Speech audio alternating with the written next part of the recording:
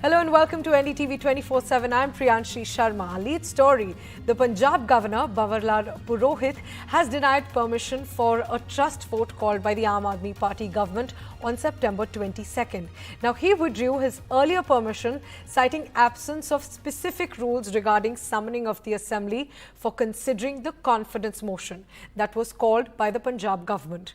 Aam Aadmi Party national convener and Delhi's Chief Minister Arvind Kejriwal tweeted his reaction to this. He said, "How can the governor refuse a session called by the cabinet? This means democracy is over." He said 2 days ago the governor gave permission for this session when Operation Lotus started failing and the number was not completed. A call came from the high authorities asking them to withdraw the permission.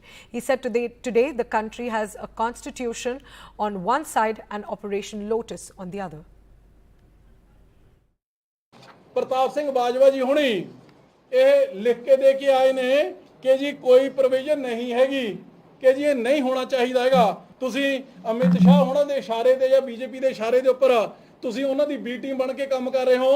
ਜੇ ਇਹ ਕੁਝ ਕਰਨ ਤਾਂ ਠੀਕ ਹੈ ਤੇ ਜੇ ਅਸੀਂ ਲੋਕਤੰਤਰ ਨੂੰ ਬਚਾਉਣ ਦੇ ਲਈ ਜੇ ਅਸੀਂ ਲੜਾਈ ਲੜੀਏ ਤੇ ਉਹ ਇਹਨਾਂ ਨੂੰ ਗੈਰ ਸੰਵਿਧਾਨਕ ਲੱਗਣ ਲੱਗ ਜਾਂਦੇ ਜੀ। ਮੈਂ ਸਮਝਦਾ ਕਿ ਇਹ ਜੋ ਇਹ ਕਾਰਾ ਕੀਤਾ ਇਹ ਬੀਜੇਪੀ ਨੇ ਕਾਂਗਰਸ ਨੇ ਦੇਸ਼ ਦੇ ਵਿੱਚ ਰਲ ਕੇ ਕਨਸਟੀਟਿਊਸ਼ਨ ਨੂੰ ਲੋਕਤੰਤਰ ਨੂੰ ਲੋਕਾਂ ਦੀ ਆਵਾਜ਼ ਨੂੰ ਇਹ ਕੁਚਲਣ ਦੀ ਗੱਲ ਕੀਤੀ ਹੈ ਖਤਮ ਕਰਨ ਦੀ ਗੱਲ ਕੀਤੀ ਹੈ। After this, Punjab's Chief Minister Bhagwant Mann has called for a meeting of party MLAs in the Vidhan Sabha tomorrow at 9 a.m. On the other side, the BJP has decided to gherav the Chief Minister's residence at 11 a.m. Moving on to another big story. In the biggest escalation in the Ukraine war since the start of the war in the month of February, Russian President Vladimir Putin has announced more mobilization of forces in the war, and he's also issued a threat to the West. He said that Russia will use all weapon systems at disposal if there's any attempt to tamper with Russia's sovereignty. This as Russia gets ready to hold a referendum in 4 Ukrainian territories this week. The West has rejected the move for a referendum as a sham ballot, suggesting it is an illegal means to annex Ukrainian territory. Here's a report. Граждане России могут быть уверены, территориальная целостность нашей Родины, наша независимость и свобода будут обеспечены. Подчеркну это еще раз. Всеми имеющимися у нас средствами. А те, кто пытаются шантажировать нас ядерным оружием, должны знать, что роза ветров может развернуться и в их сторону. A clear warning from Russian President Vladimir Putin that all means will be used by Russia in the war against Ukraine. President Putin calling for a partial mobilization of forces ahead of the referendum announced by Russia in eastern Ukraine, in Donetsk, Lugansk, Kherson and Zaporizhia. Парламенты народных республик Донбасса, а также военно-гражданские администрации Херсонской и Запорожской областей приняли решение о проведении референдумов о будущем этих территорий и обратились к нам, к России, с просьбой поддержать такой шаг. Подчеркну, мы сделаем все, чтобы обеспечить безопасные условия для проведения референдумов, для того, чтобы люди могли выразить свою волю и то решение о своем будущем, которое примет большинство жителей Донецкой и Луганской народных республик, Запорожской и Херсонской областей, мы поддержим. Just 5 days ago, as he met Prime Minister Modi in Samarkand, Uzbekistan, on the sidelines of the SCO summit, he had accused Ukraine of refusing to negotiate. The Prime Minister, though, told President Putin that it's not the time for war, even though he added that the friendship with Russia remains strong. A statement referred to by French President Emmanuel Macron at the UNGA before President Putin's address to the nation. Narendra Modi, the Prime Minister of India, was right when he said the time is not for war. It is not for revenge against the West or for opposing the West against the East. It is the time for a collective time for our sovereign equal states to cope together with challenges we face. The US too welcoming the move by India, a country that has taken a neutral position on the Ukraine crisis so far, to call for cessation of hostilities.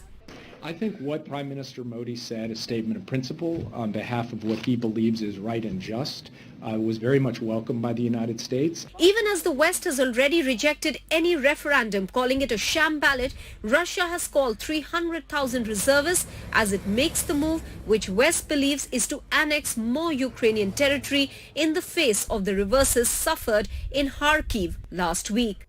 Bureau Report, NDTV.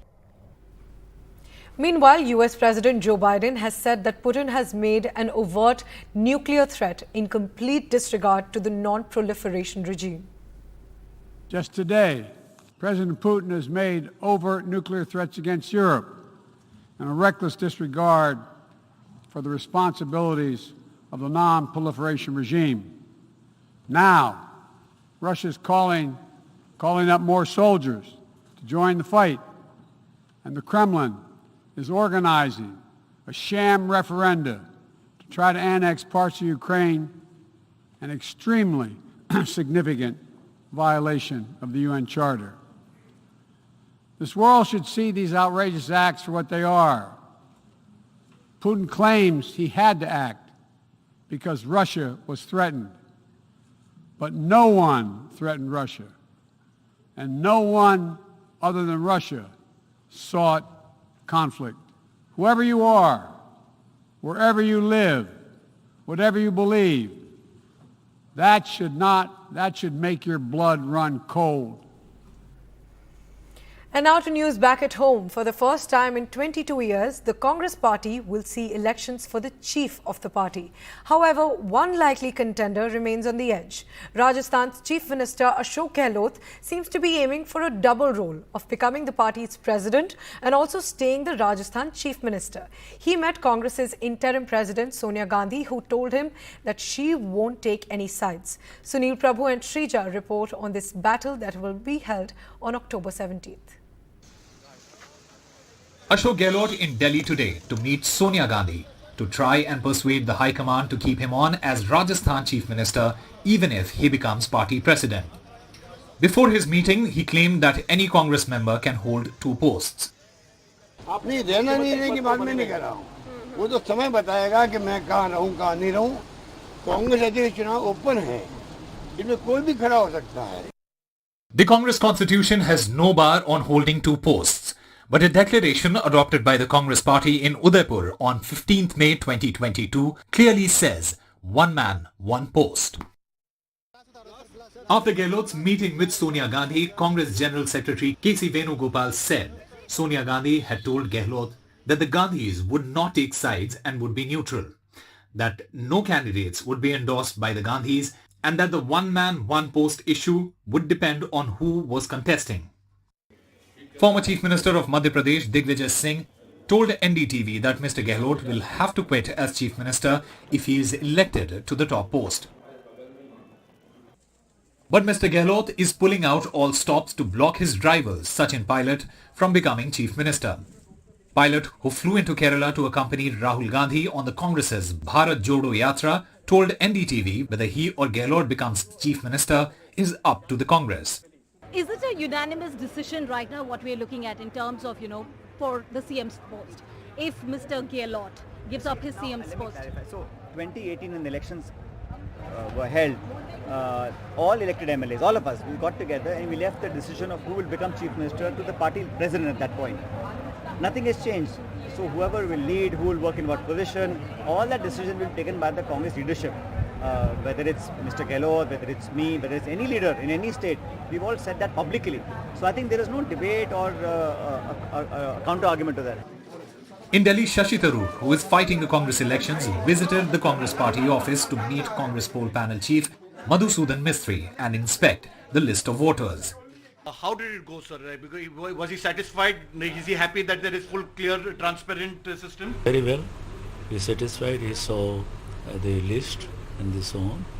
He had some point which we clarified it. With Harsha Kumari Singh and Sunil Prabhu, Usama Shah for NDTV. RSS chief Mohan Bhagwant held a meeting with Muslim intellectuals last month. The two sides discussed ways and means to foster religious harmony in the country. The Nupur Sharma issue also came up for discussion during this meeting. Listen in to what former MP Shahid Siddiqui said about the meet. किसी के नेतृत्व में हम नहीं गए थे, बल्कि हम 5 लोग जो हैं एक कंसर्न सिटीजन की हैसियत से हम वहाँ पे गए थे. हम किसी के नुमाइंदे नहीं हैं और हमारा मकसद ये था कि रास्ते खुलने चाहिए, बातचीत होनी चाहिए और आपस में जो मतभेद हैं उनके ऊपर हम बैठकर बात करें, क्योंकि इस देश में जो भी हिंदू, मुसलमान, सिख, ईसाई हैं उनका 99% बातों पे कोई मतभेद नहीं है. Now, to understand what all was discussed in that meeting, our colleague Saurabh Shukla spoke to the former Election Commissioner S.Y. Qureshi on the meeting with Mohan Bhagwant. Sir, ये मुलाकात कब हुई? आप लोगों ने मोहन भागवत साहब से वक्त मांगा था या वो आपसे मिलना चाहते थे? हमने वक्त मांगा था. ये हमारी मुलाकात हुई थी 22 अगस्त को. उससे कोई एक 1.5 महीने पहले हमने उनको एक ईमेल भेजी थी कि जब कभी आप दिल्ली आए तो हमें बताइएगा और हमें अगर आप मिल सकेंगे तो अच्छा रहेगा, तो हम मिलना चाहते हैं. तो जब वो दिल्ली आए 22 अगस्त को ही आए थे, शायद उसी दिन आए थे, तो उन्होंने उस दिन हमसे मुलाकात की. तो हम 5 लोग थे. आपने दो का नाम लिया, नजीब जंग जो LG थे, जमीरुद्दीन शाह साहब लेफ्टिनेंट जनरल जो वाइस चांसलर रह चुके हैं अलीगढ़ यूनिवर्सिटी के, शाहिद सिद्दीकी, और एक होटेलियर हैं सईद शेरवानी साहब. 5 लोग गए थे. हम ये 5 फ्रेंड हैं, हम लोग आपस में डिस्कस करते रहते थे और उसी में ये हुआ था कि हमें इनसे मिलना चाहिए और एक डायलॉग का प्रोसेस होना चाहिए, क्योंकि जो देश के हालात हैं कोई वो बहुत अच्छे नहीं हैं. तो उन्होंने कहा देखिए, एक तो काउ स्लॉटर पे यदि उसके ऊपर बहुत हिंदुओं में रोष होता है. हमने कहा कि ये तो ऑलरेडी तकरीबन पूरे मुल्क में बैंड है और उसको की पाबंदी तो सबको करनी ही चाहिए और मुसलमान भी लॉ अबाइडिंग हैं और उन्हें चाहिए, अगर कोई वायलेट करता है तो बड़े गलती करता है और उसको उसकी सज़ा मिलनी चाहिए. बेसिकली यही उसकी स्पिरिट है कि मिलजुल के ही देश आगे बढ़ सकता है और कोई बेसिक इख्तिलाफ उनकी फ़िलासफ़ी में और हमारे प्रैक्टिसेस और फ़िलासफ़ी में कुछ है नहीं. After a survey of madarsas across Uttar Pradesh, the Yogi Adityanath government has now ordered a survey of all Waqf properties in the state as well. A Waqf property, for context, is a movable or immovable property that's donated by any person for any purpose recognized by the Muslim law as pious, religious or charitable.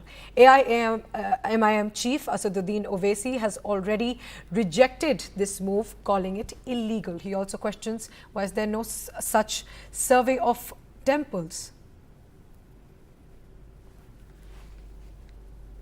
And after the wheat crop suffered due to a sudden spike in temperatures in March this year, now a rain deficit in 7 states is leading to concerns over the Kharif crop. Uttar Pradesh, for instance, has reported 37% below average rainfall even as the monsoons begin to withdraw. Himanshu Shekhar and Alok Pandey report. Belated downpours across Uttar Pradesh. But is this rain enough to wipe out the big monsoon deficit in the state and across 6 states, including Bihar and Punjab?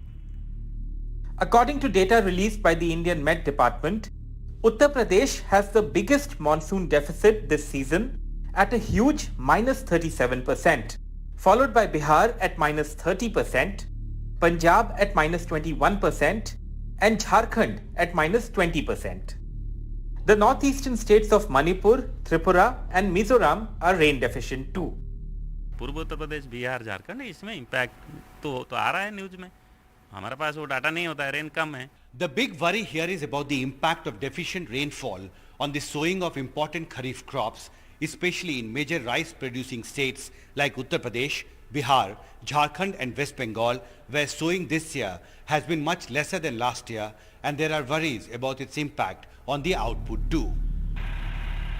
Data from the Government of India's Agriculture Department shows the area under which rice is sown has decreased by 18.90 lakh hectares this year from 2021. The decrease is most in Jharkhand, followed by Madhya Pradesh, West Bengal and UP. The area sown for pulses is also down by 5.58 lakh hectares this year, with the biggest decrease being in Maharashtra. इस बार बारिश न होने के कारण किसान बहुत परेशान हैं और हम लोग टेबल से पानी लगाते हैं रात बिरात में, तो उससे कुछ पूर्ति नहीं हो पा रही है। इस बार पानी के न बरसने पर गन्ना, धान, ज्वार, बाजरा, उड़द, तिलहन, ये जितनी फसलें सारी फसलें जिसमें से गन्ना और गेहूँ धान तो बिल्कुल ही नष्ट ही मान बराबर चली। The rain deficiency means India is likely to produce 8 to 9% less rice compared to last year. A food security worry that the government says it is addressing on priority by imposing a 20% duty on the export of all non-basmati rice and banning the export of broken rice, which is used as animal feed. Another big question, will the government be able to continue with the free ration scheme? With Himanshu Shekhar and Divya Wadhwa, this is Alok Pandey, NDTV.